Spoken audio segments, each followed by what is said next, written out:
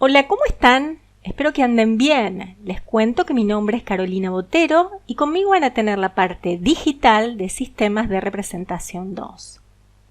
En este video tutorial vamos a ver en primer lugar el significado de los términos que componen el nombre de nuestra asignatura. Después vamos a adentrarnos en la representación gráfica. Vamos a ver su importancia como medio de comunicación, su significado, su importancia como lenguaje gráfico o visual y sus tipos principales. Posteriormente vamos a profundizar en lo que es la representación gráfica digital. Vamos a ver sus aplicaciones en diferentes campos, su evolución a lo largo del tiempo y por último la influencia determinante que tiene tanto en la arquitectura actual como en el desarrollo de la llamada arquitectura sustentable. ¿Comenzamos? En primer lugar quiero que pensemos en el significado de los términos que componen el nombre de nuestra asignatura. ¿Qué queremos decir con esto de sistemas de representación y en particular digital? Primero vamos a analizar estos términos en abstracto y después vamos a aplicarlos a nuestra asignatura en concreto. ¿Qué quiere decir esto de sistemas? Fíjense, acá a la derecha tienen un gráfico que los puede ayudar a comprender este concepto. Básicamente un sistema consiste en un conjunto de elementos o grupos de elementos que tienen la particularidad de que se encuentran interrelacionados. ¿Esto para qué? Para lograr un determinado objetivo o finalidad.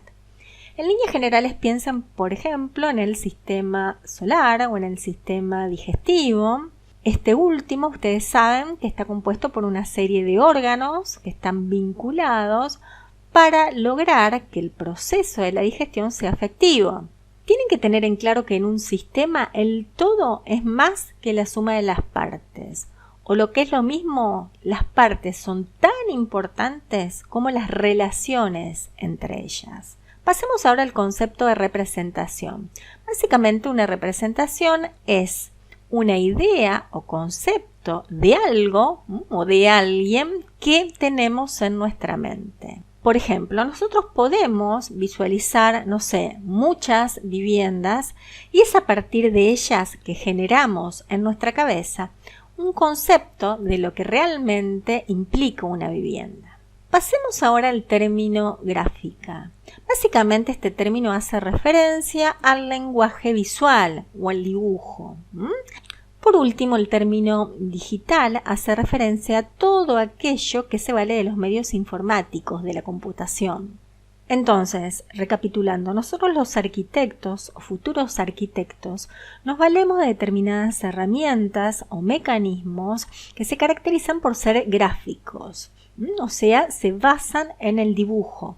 Un dibujo que en este caso no es analógico, sino que es digital, lo realizamos mediante la computadora. En esta asignatura en particular vamos a utilizar en primer lugar AutoCAD y después Archicad. ¿Para qué? Para plasmar digitalmente una idea o concepto que tenemos de algo, por ejemplo un proyecto. Cabe aclarar de que estas herramientas o mecanismos no los vamos a utilizar en forma aislada o independiente, sino que por el contrario vamos a tratar de integrarlos a fin de que esta idea se plasme de la manera lo más clara y lo más precisa posible. Por ejemplo, en esta materia vamos a comenzar dibujando con AutoCAD planos en 2 dimensiones, pero más adelante, cuando arranquemos con Archicad, vamos a ver la manera de importar esta planimetría 2D para que nos sirva de base a fin de poder levantar más fácilmente nuestro modelo en 3D. Dijimos que en nuestra asignatura abordamos la representación gráfica digital. Por eso, ahora vamos a ver a grandes rasgos la importancia de la representación como medio de comunicación, valiéndose para ello del lenguaje gráfico o visual. Como pregunta disparadora a este tema, me gustaría que piensen cómo hacen ustedes para comunicar una idea de manera eficiente. En este sentido, vamos a ver en concreto para qué nos sirve la representación gráfica y cuáles son sus ventajas. Este tipo de representación la utilizamos cuando queremos comunicarnos o expresarnos, y para hacerlo de manera efectiva nos valemos del lenguaje visual o gráfico. En otras palabras, utilizamos el dibujo. ¿Pero qué diferencia existe entre este lenguaje visual y el lenguaje hablado? El lenguaje visual, además de ser el soporte de cualquier tipo de diseño, está compuesto por una serie de elementos básicos, que son el punto, la línea, el plano y el volumen. Mientras que el lenguaje hablado o incluso el escrito se basa fundamentalmente en letras y palabras. Esos elementos visuales básicos se combinan a fin de generar diferentes composiciones, como por ejemplo puede ser un plano arquitectónico, un cuadro, un cartel o afiche, etc. Esto a diferencia del lenguaje hablado o escrito, donde las combinaciones dan lugar a palabras, oraciones o incluso párrafos. ¿Pero qué virtudes tiene este tipo de lenguaje a diferencia del lenguaje escrito? En primer lugar, es un lenguaje sumamente antiguo. Piensen en la prehistoria, donde los hombres se comunicaban a través de dibujos en las cavernas. Además, es más directo y universal. Fíjense, esta escritura árabe o japonesa para nosotros es totalmente inentendible, mientras que, por ejemplo, una señal o un plano o imagen 3D nos resulta mucho más fácil de comprender.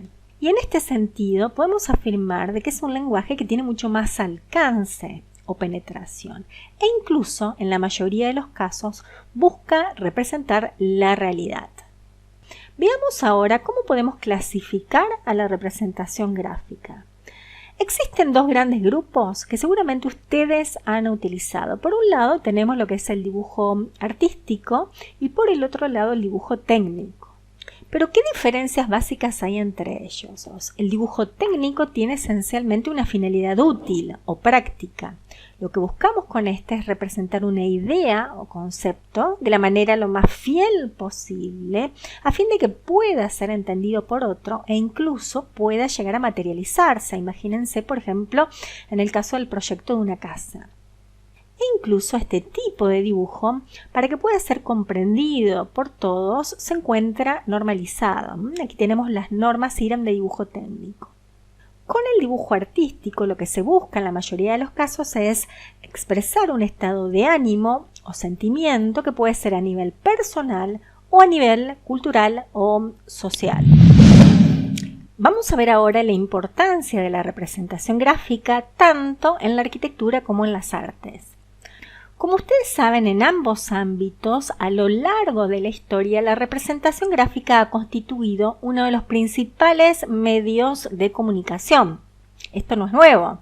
Lo que sí ha ido variando a través del tiempo es el soporte o el formato a través del cual se lleva a cabo este tipo de representación. En este sentido, una de las expresiones gráficas más importantes, tanto en épocas pasadas como en la actualidad inclusive, lo constituye el boceto, el croquis o dibujo. Otra de las formas de expresión o representación muy utilizadas es la de la maqueta. En general, la maqueta física o analógica la solemos utilizar cuando queremos expresar la volumetría de nuestro objeto o de nuestro edificio. Y como ya sabemos, tiene algunas limitaciones. Por el contrario, la maqueta digital que vamos a aprender a modelar en esta asignatura, utilizando Archicad para los alumnos de arquitectura y SketchUp para los alumnos de arte, permite cierta inmersión del usuario y de esta forma una percepción más real de los espacios. Para comprender aún más la incidencia de la representación gráfica, vamos a hacer un rápido pantallazo de la evolución de la misma a lo largo de la historia. Uno de los hitos más importantes se dio en el Renacimiento de la mano de Filippo Brunelleschi. Este artista, con la ayuda de una serie de instrumentos ópticos, descubrió los principios o leyes de la perspectiva. A él le podemos atribuir la creación de la perspectiva a un punto de fuga. Un ejemplo de esta es la pintura de Rafael de la Casa de Atenas y otro muy famoso es La Última Cena de Leonardo da Vinci. Como ustedes saben, la perspectiva básicamente es un método de representación que nos permite graficar el espacio o un objeto tridimensional sobre una superficie bidimensional, que es la hoja. Entre las principales virtudes de la perspectiva podemos destacar que permite representar de una manera muy parecida como vemos en la realidad, con lo cual obtenemos un dibujo de gran realismo. Otro hito importante en el desarrollo de la representación gráfica se dio a fines del siglo XVIII de la mano de Gaspard Monge. Monge creó el sistema que lleva su nombre, también conocido como sistema diédrico. Este sistema ustedes lo conocen muy bien, por eso no me voy a explayar demasiado. Pero básicamente consiste en representar las proyecciones ortogonales de un objeto cualquiera sobre planos de proyección que son perpendiculares entre sí. Y el tercer hito que no podemos dejar de mencionar se dio en el año 1963 de la mano de Ivan Sutherland. Este, en su tesis doctoral en el MIT, desarrolló un sistema de representación que permitía la manipulación directa de objetos gráficos mediante la computadora. Este sistema podemos afirmar de que fue el precursor de los actuales programas de diseño asistido por computadora, o CADs. Fíjense acá en la imagen cómo a través de un lápiz de luz especial y una serie de interruptores lograba representar gráficamente por computadora diferentes objetos. Vamos a ver ahora las principales aplicaciones que tiene la representación gráfica generada por computadora.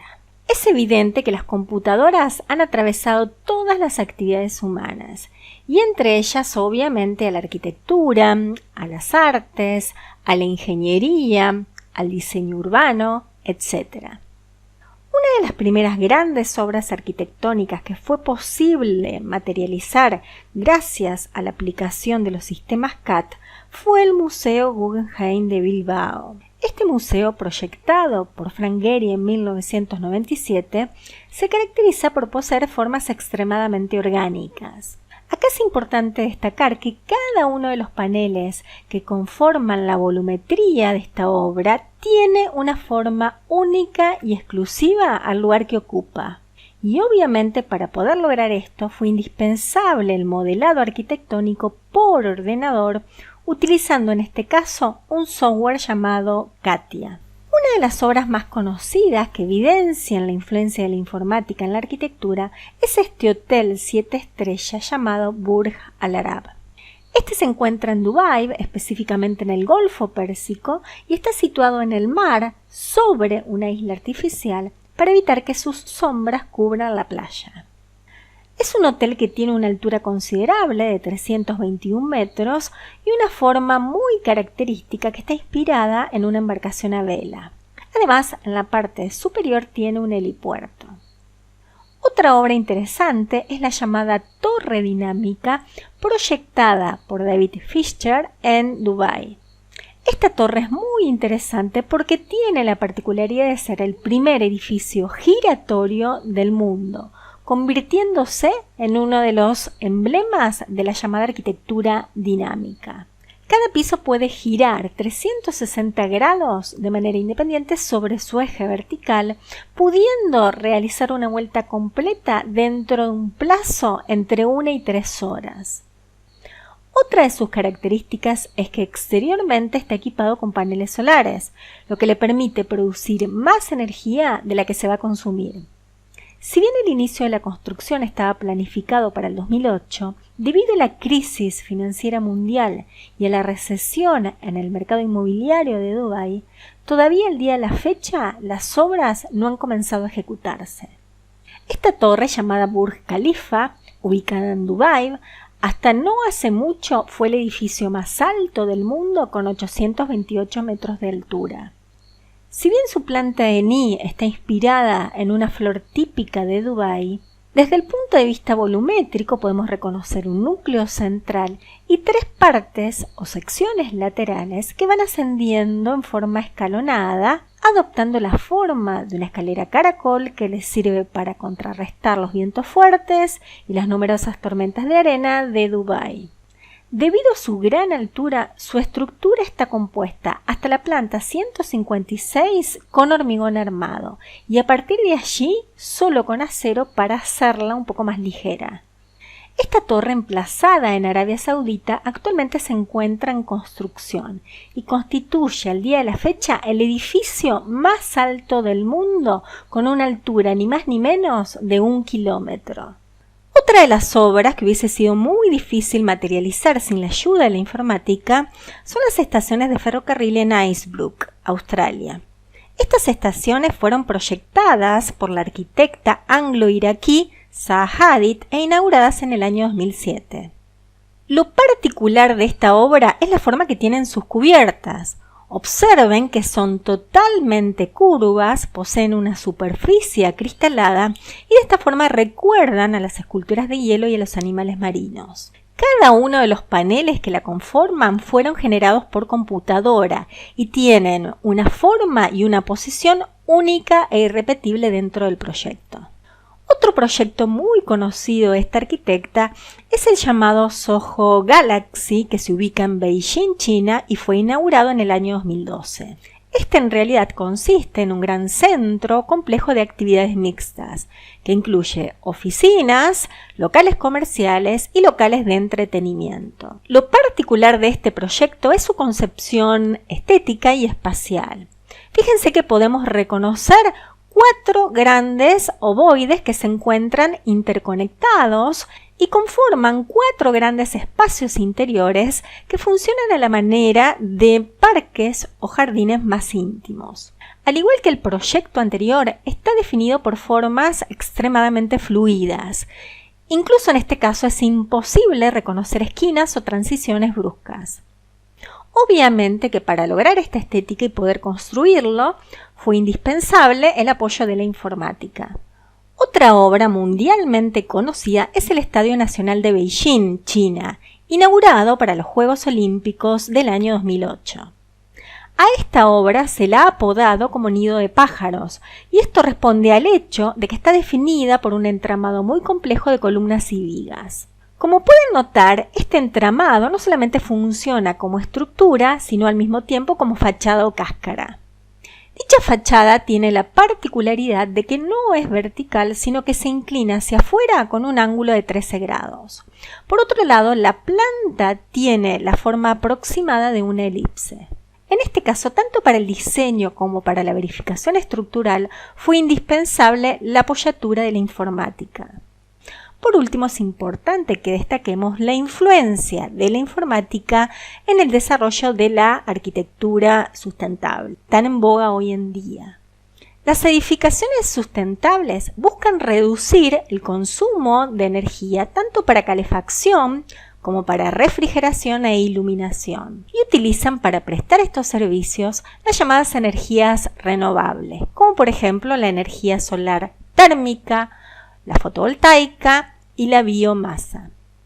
Existen innumerables ejemplos de este tipo de arquitectura a nivel mundial y en general se caracterizan por captar en forma plena la luz del sol como iluminación o utilizar su calor como calefacción, refrigerar ambientes mediante la ventilación natural cruzada, las cubiertas verdes, los revestimientos de vidrios dobles, calentar el agua mediante termotanques solares, generar su propia electricidad mediante los paneles fotovoltaicos o la energía eólica, utilizar la iluminación artificial de tipo bajo consumo o LED, recolectar el agua de lluvia y aprovecharla tanto para el riego como para la instalación cloacal secundaria e incluso reciclar sus propios desperdicios. Espero que se haya entendido. Cualquier duda o inquietud me la dejan en la caja de comentarios o en el foro correspondiente. Nos vemos en el próximo video tutorial. Chau, chau.